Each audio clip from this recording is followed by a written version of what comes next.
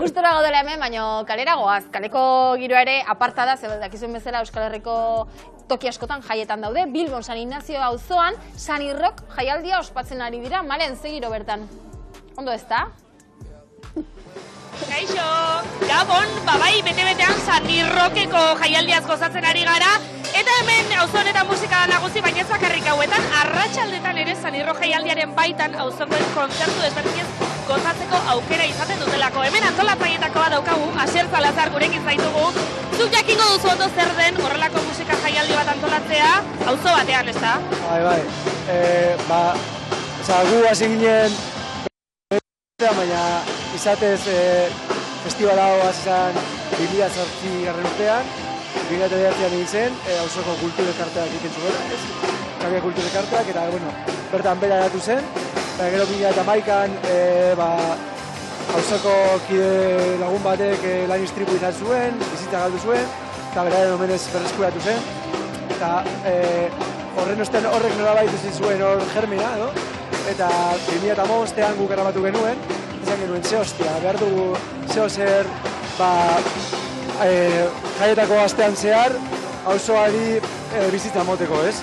Eta handik aurrera, gitxinaka nolabait guk kudeatuta, bai? Olako gauza bat hasi gara egiten, eta gero eta kide gehiago gara, eta oin arte ikusten duzuna lortze arte hemen jardun dugu, bai? 2008an hasi zineten, 2010an etenaldi bat egin zenuten eta 2011an bueltatu zineten arrazoi potente batengatik. Zer eskaintzen dio jaialdi honek auzoari, ze berezitasunetako bata arratsaldetan hasten zaretela? Bai, guk beti, guk ikusten genuen gure auzoan, nolabait astean zehar olako utxune bat zegoela, ezta? Eta askotan ere, asteburuetan dagoen musika tartekatu behar dozula, eta rockak behar duen egunea ez zuela, bai? Orduan egiten genuena izan zen erabaki, astean zehar, sortuko dugu jaialdi bat, jende danak ahal izateko etortea, bai? Orduan, hasiko ginen beti arratsaldeko 6ak edo 7etan, eta gure helburua da arratsaldea hemen pasatzea, giro honean, bai, rockaz, punkaz edo metalaz gozatzen, eta azkenengo metroa hartu ahal izatea, urrengo gunean lana ebateko edo, aukera izateko, bai. Metala eta punka aipatu dituzu, estilo nagusi bezala, talde berriren bat hau entzuten ari bada, jakin dezala aukera duela baita ere festival honetan parte hartzeko. Musika talde berri ere aukera ematen diezuetelako. Zenbat musika talde parte hartzen dute hemen Euskal Herri osotik, Euskal Herritik kanpo baita ere? Bai, normalean izaten Euskal Herrikoak, bai. Gu gandik gertuenak dauzenak, normalean sarriagoak izaten dira, baina herri osatik etorritakoak egon dira, orduan pizka bat urtero aldatzen dugu, bai, eta beti gauten dira gazteagoak diren taldeak, eta gero hauek bezala esperientzia luzeagoa duten taldeak, bai. Zaitzen gara noait tartekatzen, edo, bai. Esan dezakegu, San Irrok jaialdia badela hasi berrientzako eszenarioa proposa, esperientzia daukatenentzako baita ere, eta auzokoentzako eta guretzako musikaz gozatzeko aukera bikaina. Kaixo, Gabon erea, bai, esan ditzuet hemen mota guztitako txapelketak direla famatuak eta ez bakarrik gastronomikoak. Frebola lehiaketa ikusiko dugu bai, baina lehenago korto txapelketa daukagu. Eta hemen aldamenean daukat urtero txapelketa honetan parte hartzen duen pertsona bat. Ekitaldi gainera polita izaten da auzoan, tortilla txapelketaren ostean, beste txapelketa baten ostean, eta tortilla jaten ari iren bitartean ikusten dutelako norberaren kortoa eta gainerakoena. Hane, zer da hobeagoa? Norberarena prestatzea egitea edo bestena ikustea? Errezke norbera egin eta azkenan bada lana, orduan disfrutatzen duzu askoz gehiago, bestena ikusten, bere gazapoak ikusten, zeratzarrak ikusten, bestena ikusten batez ere, bestea da kriston lana. Txibatu dirate hemen kortoetan normalean besteko harria batzuentzako pugitak botatzen dituzuela, auzoarekin erlazionatutako historia kontatzen dituzuela, zer kontatzen duzu kortoetan eta batez ere, nola aukeratzen dituzue, nor izango den aktorea, nor grabatuko duen, kastina egin behar da? Kastina ez azkenean da lotxabakoena, koadrilan animatuena dena horrek egiten du, eta gero guk adibidez koadrilan daukagu pertsona bat hor ikusentzun munduan ibiltzen dena, orduan berak bai hartzen du bere kamera, eta baina gero jendeak bestela egun berdinean hartzen du mobila, gaztenek egiten dute hor superraskak TikTok bat, orduan mobilarekin bai balio du, orduan hortxe, bakoitza jartzen du hor, bere granito da arena esango nuke.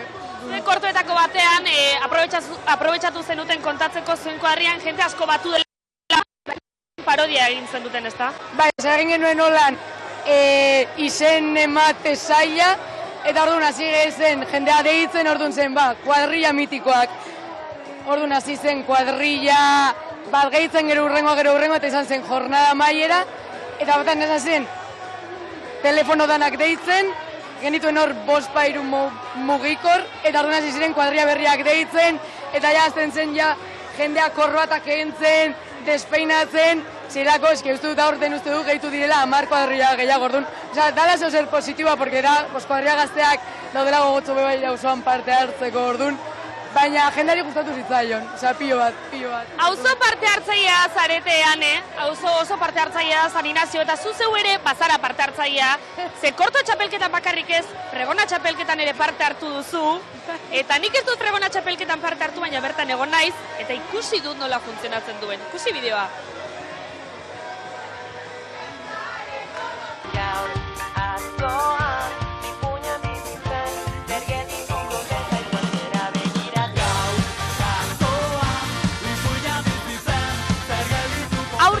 Fregona jaurtiketaren 15. urteurrena. Zer da fregona lehiaketa? Beitu, fregona lehiaketa da San Inazio auzoan, Bilbon, egiten da lehiaketa polit bat, kuadrien artean, eta helburua da lehiaketa fregona bat botatzea. Fregona busti behar da, eta bota behar da alik eta gehien. Kontua da, dekogula hemen bi oztopo edo, lehenengoa dala teiatila moduko hau eta bigarrena dira zuaitzeak.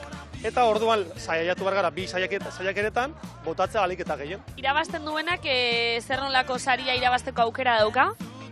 Urrezko fregona eta aurten 15. urteurrena izatearren nolan txapela bat bordatua egin dugu irabazlearentzat, kuadri irabazlearentzat. Ta ilusioak gezur bakoitzeko labanka bat jasotzen du gibelean.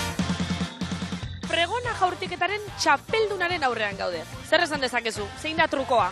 Ez dakit, lehenengo urtean hartu nuen aldudan moduan fregona eta bota nuen gogoekin eta listo.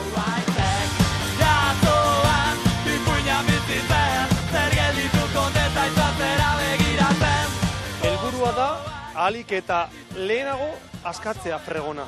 Ze askatzen badugu aurrean, fregona eskerrantza doa. Askatzen badugu lehenegi, fregona eskumrantza doa. Orduan, helburua da portero atezen baten moduko botatzea eta gorantza. Eta zer nolako lotura dauka San Inazio fregonekin, baldin badauka? Ez dauka.